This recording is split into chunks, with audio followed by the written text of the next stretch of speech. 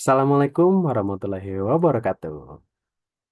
Perkenalkan, nama saya Rizky Banyumili. Saya dari mahasiswa manajemen. Nah, pada kesempatan kali ini saya akan membahas jenis-jenis pajak nih. Yang pertama ada PPh, PPh 25 dan PPh 26. Kedua ada PPN, yang ketiga ada PPNBM.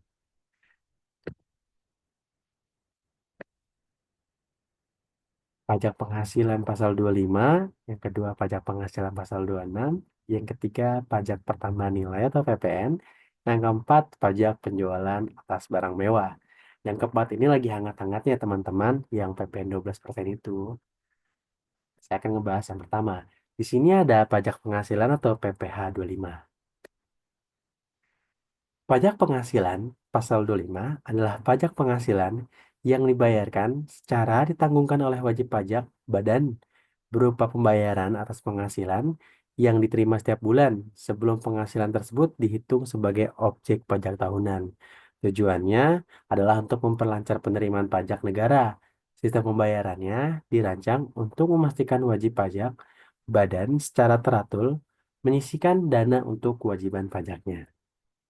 Di sini ada dasar-dasar hukumnya, yaitu Undang-Undang Nomor 36 Tahun 2008. Undang-undang ini mengatur secara umum mengenai pajak penghasilan di Indonesia, termasuk PPh Pasal 25. Yang kedua, Peraturan Menteri Keuangan. Ini peraturan ini mengatur lebih detail tentang cara perhitungan, pembayaran, dan pelaporan PPh Pasal 25. Yang ketiga ada surat edaran.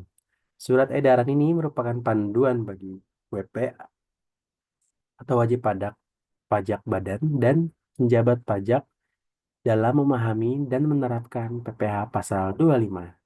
Di sini ada subjek dan objeknya nih, pasal 25 ini.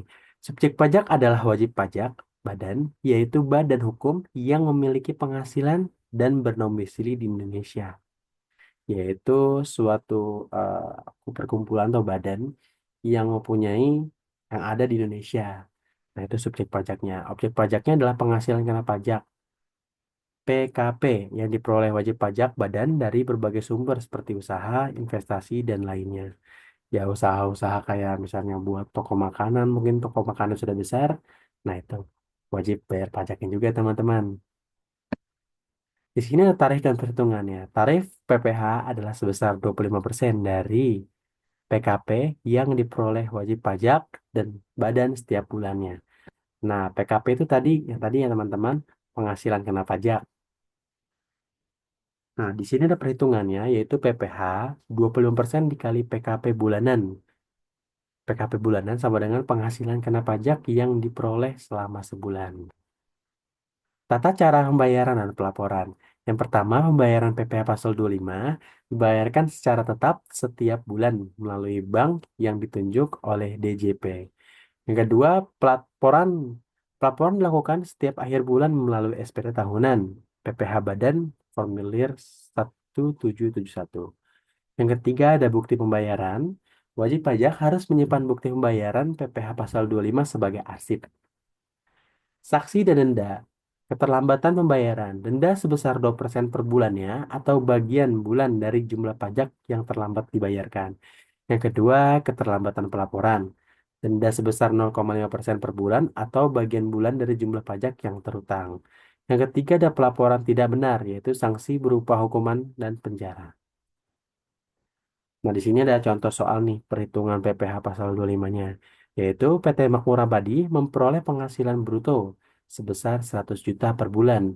PT Makmur Abadi memiliki biaya sebesar 20 juta per bulan, yaitu PKB bulanannya sama dengan 100 juta dikurangin 20 juta, hasilnya 80 juta. PPh pasal 25 sama dengan 25% dikali 80 juta, ya hasilnya 20 juta untuk PPh-nya 25. Harus dibayarkan oleh badan tersebut.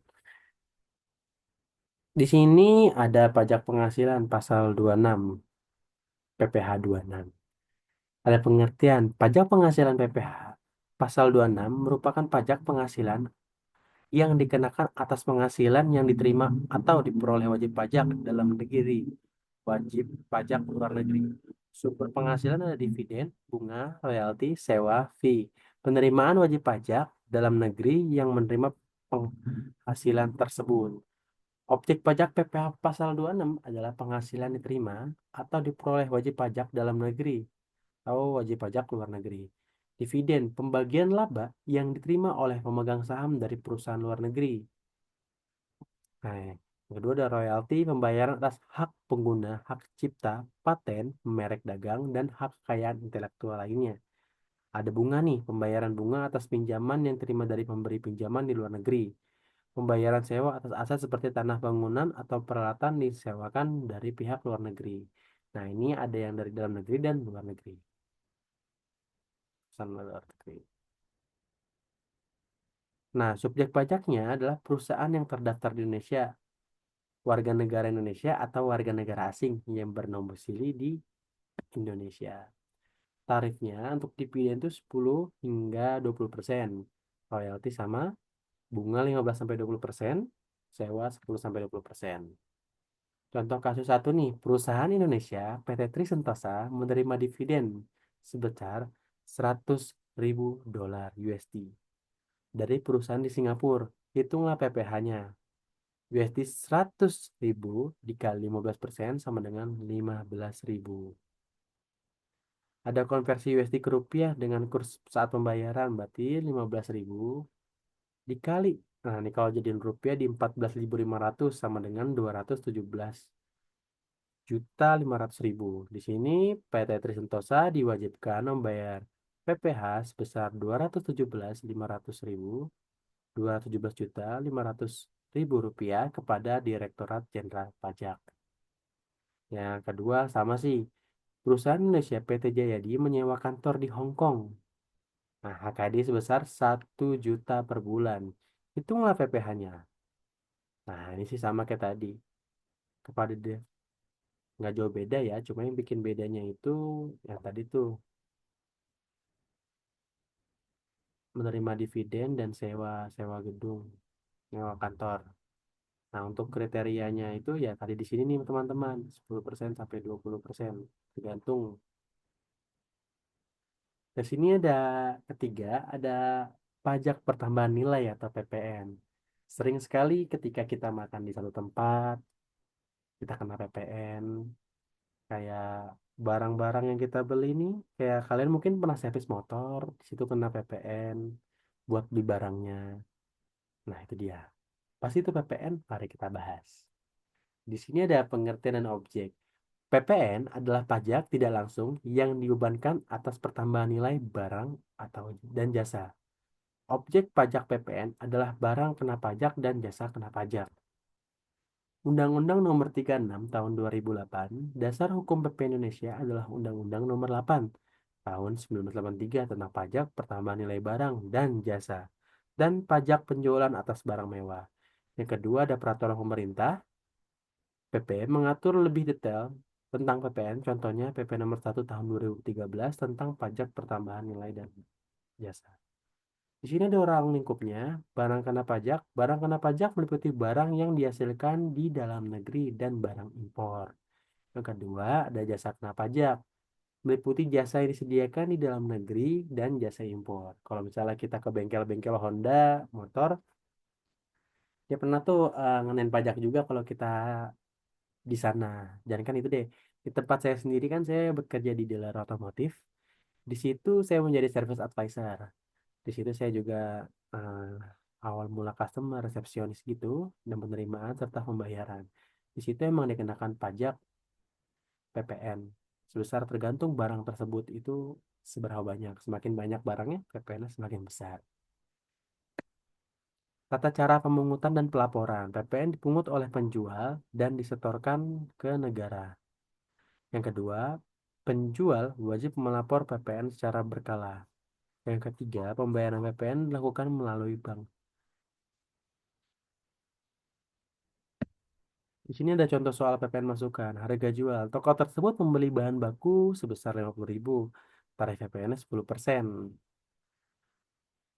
Nah, PPN masukan adalah 10% dikali 50.000. Nah, itu adalah 5.000 PPN-nya. Per, per tadi itu tergantung dia kalau misalnya jual bahan baku ya udah per satu bahan bakunya itu harganya 12.000. PPN-nya 5.000 gitu. Sebuah toko menjual baju dengan harga 100.000, tarif PPN-nya adalah 10%. PPN keluaran berarti 10% dikali 100.000 sama dengan 10.000. Nah, di sini yang terakhir adalah pajak penjualan atas barang mewah nih, PPNBM. Nah, ini yang lagi ramai saat ini nih, di eranya presiden zaman sekarang yaitu Prabowo Subianto. Dijelaskan bahwasannya PPNBM itu yang 12% itu buat khususan buat barang-barang mewah nih teman-teman. Nah, mari kita bahas. Undang-Undang Nomor 42 Tahun 2007 dijelaskan bahwa barang mewah ini mengatur secara umum PPNBM, peraturan pemerintah. Di sini PP Nomor 75 Tahun 2008 tentang pajak penjualan atas barang mewah. PP ini memberikan aturan lebih rinci mengenai PPNBM. Di sini ada objeknya yaitu mobil, motor, dan kendaraan lainnya yang termasuk kategori barang mewah. Barang mewah lainnya perhiasan, jam tangan, tas sepatu, dan barang-barang mewah lainnya. Minuman beralkohol, tembakau termasuk dalam kategori ini. Nah, kalau untuk beberapa sumber, saya tanya sih untuk barang konsumsi seperti alkohol, minuman beralkohol, tembakau, atau rokok itu kena PPN 12%. Cuma pastinya sih saat ini lagi dipastikan lagi. Setahu saya sih yang masih dalam mewah. Cuma ada beberapa sumber yang menjelaskan bahwasannya minuman yang beralkohol atau tembakau itu PPN juga naik. Tarifnya 10%, 10 sampai 20%, dan 75%. Jadi untuk mobil tuh tarifnya bervariasi tergantung pada jenis dan kapasitas mesin. Barang mewah tarifnya bervariasi berdasarkan jenis barang dan material. Motor tarif lebih tinggi untuk motor dengan kapasitas mesin yang besar kayak moge-moge seperti Harley Davidson yang 1000 cc itu pasti. Pemungutan PPNBM dipungut oleh penjual eceran saat transaksi penjualan. PPNBM dipungut saat barang impor memasuki wilayah Indonesia, dipungut saat proses produksi barang-barang yang dikenai PPNBM. Jadi sebelumnya barang itu ada di Indonesia atau impor-impor seperti Harley mungkin itu dari awal sudah mulai kena PPN 12%. Pembayaran dan pelaporan. Wajib pajak melaporkan dan membayar PPNBM setiap bulan atau triwulan. Yang kedua, SPT PPNBM. Laporan PPNBM diajukan melalui surat pemberitahuan SPT PPNBM. Yang ketiga, denda. Terlambatnya melaporkan dan membayar PPNBM dikenakan denda. Harga jual barang yang dikenai PPNBM, harga jual dikalikan dengan tarif PPNBM, tarif PPNBM yang berlaku untuk barang tersebut.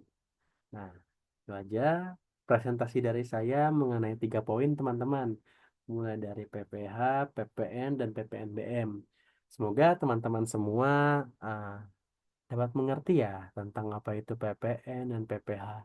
Kembali lagi, semua pajak itu nanti untuk negara yang akan dialokasikan buat infrastruktur nih seperti jalan tol teman-teman kayak mungkin teman-teman pada saat mau pemilihan-pemilihan seperti ini jalan rayanya pada bagus. Nah, itu salah satu bentuk pajak yang buat kita juga pada akhir-akhirnya dari uang-uang pajak kita. Ya, semoga teman-teman ilmunya mampu diserap, semoga bermanfaat sharing-sharing dari saya serta pengertian dari 3 materi tadi. Semoga jauh lebih mengetahui untuk saat ini. Kalau misalnya sewaktu-waktu, lah ini kok kena pajak? Pajak itu buat apa? Yang pada akhirnya buat teman-teman juga. Biar teman-teman yang mengerti juga sih. Sekian dari saya. eh Rizky Banyumili, kurang lebihnya mohon maaf. Wassalamualaikum warahmatullahi wabarakatuh. See you teman-teman.